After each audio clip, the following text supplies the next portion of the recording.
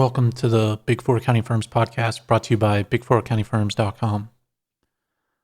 First off, just wanted to say received another donation from Buy Me a Coffee and wanted to thank that person. They thanked us for the story yesterday about the Deloitte employee that got pushed in the subway. And there's actually been a lot of press around, not our podcast, but the person being pushed into the subway. It's making a lot of headlines in the U.S. Former President Trump even mentioned it, and it's just a big deal as far as crime goes. And yeah, I think there's a lot more that needs to get done by the Big Four accounting firms around that. But wanted to thank that person, and then also received a really kind comment on YouTube about people enjoying and wishing they can donate. So I wanted to thank those people, just everybody that listens and enjoys the podcast. But today I wanted to talk about some more news about KPMG. And I thought the sanction from the FRC in the UK would be regarding that matter that we spoke about the other day. But it seems like KPMG has another sanction with regards to their audit of Conviviality. And this is another old one from KPMG's audit in fiscal year 17. And the audit engagement partner, Nicola Quayle. And KPMG ended up receiving a financial sanction of £4.3 million. And so I think that's what's going to happen in that Regenesis case as well. It's going to be something around this. The difference here is that the FRC, when they are reviewing this, KPMG wasn't misleading them. And I think KPMG's UK's partner came out and said that, like, we cooperated with them. Like, yeah, you cooperated with them in this case, but in that one just a couple of days earlier, it's obvious that you did not. And so I think I don't know. To me, it's just disingenuous to be saying that you cooperate when you obviously don't in other cases. And I think that's just the case for the Big Four accounting firms overall. And the CEOs, they take credit for good things, but then they just completely ignore and don't address the bad things, or they try and just paint over them. And if you read through the press release of this thing from the FRC, they talk about all the things that KPMG did wrong, such as failure to obtain sufficient audit evidence over recognition of accrued franchise license revenue, the accounting treatment adopted in respect of a third-party contract for supply of wine. And this company grew, they said, through a series of acquisitions, and they had this lofty revenue outlook and they were doing really well, and then all of a sudden, out of nowhere, turns out they weren't really doing that well, and KPMG should have gained light of it through their audit procedures, and they just missed a bunch of audit procedures.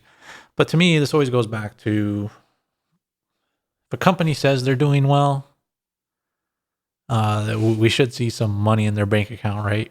But again, you don't get the access to all that, and people aren't really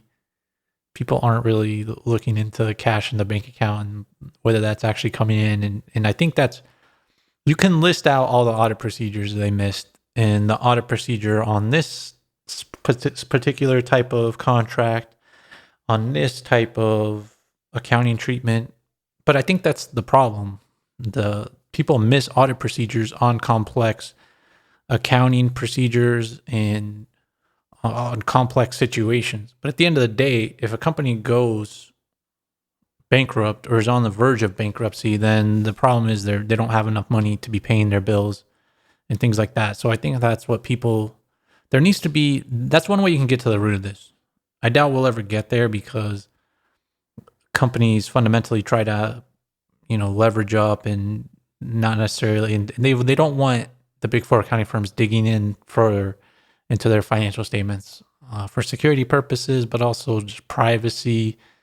And I think there would be a lot of things, a lot of companies that wouldn't be doing as well as we thought if there's actually scrutiny over how much cash they pulled in, including the Big Four accounting firms themselves.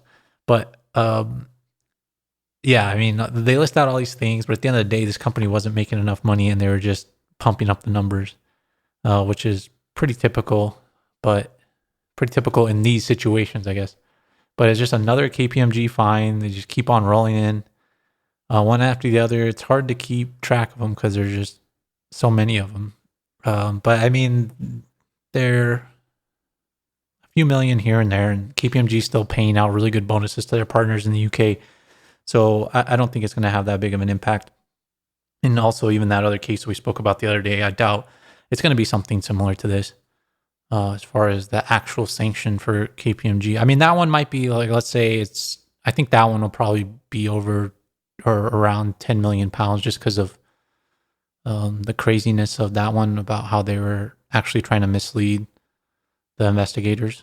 So we'll have to see in that scenario. But I think it's just another situation of KPMG getting things wrong and just auditors in general. But I think the big four accounting firms, as we say, just they're ready for this. They accrue for this. They have insurance for this.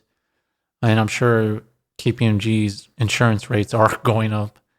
But I mean, that's the other thing too. Like, let's say their insurance rates are going up, fine, but then they had a record year.